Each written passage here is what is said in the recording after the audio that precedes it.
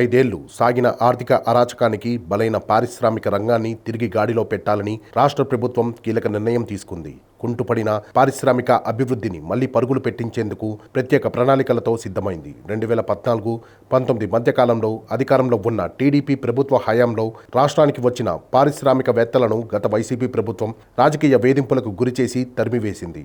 రాష్ట్రంలో business friendly ప్రభుత్వం అధికారంలోకి వచ్చినందున పారిశ్రామికవేత్తలు భయపడాల్సిన పని లేదని భరోసా కల్పించాలని నిర్ణయించింది.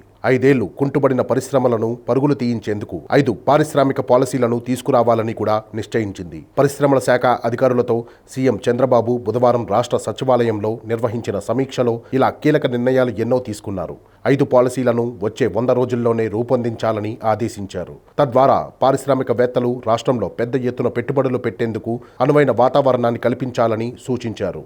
గత 10 ఏళ్లలో రాష్ట్రంలో పెట్టుబడులు పెట్టేందుకు పారిశ్రామికవేత్తలు చేసుకున్న ఒప్పందాలు, వాటి అమలు, ప్రస్తుత పరిస్థితులపై చర్చించారు. రాష్ట్రాన్ని గ్రీన్ హైడ్రోజన్, గ్రీన్ ఎనర్జీ హబ్గా తయారు చేయాలనే లక్ష్యంతో పారిశ్రామిక పాలసీలను రూపొందించాలని సూచించారు. రాష్ట్రం విడిచి వెళ్లిపోయిన పారిశ్రామిక సంస్థలను తిరిగి రప్పించేందుకు గట్టిగా ప్రయత్నించాలన్నారు. కృష్ణపట్నం, నక్కపల్లి, వర్వకల్లు, కొప్పర్తి ఇండస్ట్రియల్ నోట్స్ అభివృద్ధి పనులపై చర్చించారు. నక్కపల్లిలో 11,542 కోట్లతో ఏర్పాటు చేసే బల్క్ డ్రగ్ పార్క్, 60,000 కోట్లతో ఏర్పాటయ్యే ఎన్టీపీసీ గ్రీన్ హైడ్రోజన్ హబ్, భవిష్యత్తులో రాష్ట్రంలో 75,000 కోట్లతో ఆయిల్ రిఫైనరీ యూనిట్ ఏర్పాటు కోసం ప్రస్తుతం చర్చలు జరుపుతున్న బీపీసీఎల్ ప్రాజెక్టులపై సీఎం సమీక్షించారు. సీఎం చంద్రబాబే రాష్ట్రానికి పెద్ద బ్రాండ్ అని, ఆయనపై నమ్మకంతో పెద్ద ఎత్తున పెట్టుబడులు పెట్టేందుకు పారిశ్రామికవేత్తలు ముందుకొస్తున్నారని పరిశ్రమల శాఖ మంత్రి టీజీ భరత్ తెలిపారు. బుధవారం సాయంత్రం సచివాలయం 4వ బ్లాక్లోని పబ్లిసిటీ సెల్లో మంత్రి విలేకరుల సమావేశం నిర్వహించారు.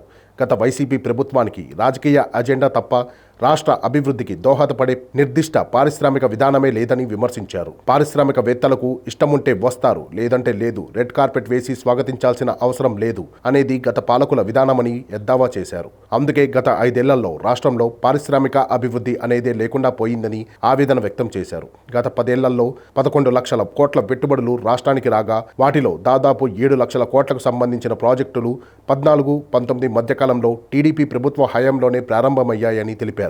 వైసీపీ ప్రభుత్వ హయాంలో ఎన్ని ప్రాజెక్టులు గ్రౌండ్ అయ్యాయో దేవునికే తెలియాలని చెప్పారు. ఎవరైనా పరిశ్రమ పెట్టడానికి వస్తే వైసీపీ నాయకులు వాటాలు అడిగేవారని, ఇవ్వకపోతే రకరకాలుగా వేధింపులకు గురి చేయడంతో అనేక కంపెనీలు తిరిగి వెళ్లిపోయాయని వివరించారు. రాష్ట్రానికి పారిశ్రామిక పెట్టుబడులను ఆకర్షించేందుకు 5 కొత్త పాలసీలు రూపొందించాలని సీఎం ఆదేశించారని, వాటికి సంబంధించిన డ్రాఫ్టులను 15 రోజుల్లో రూపొందిస్తామని తెలిపారు.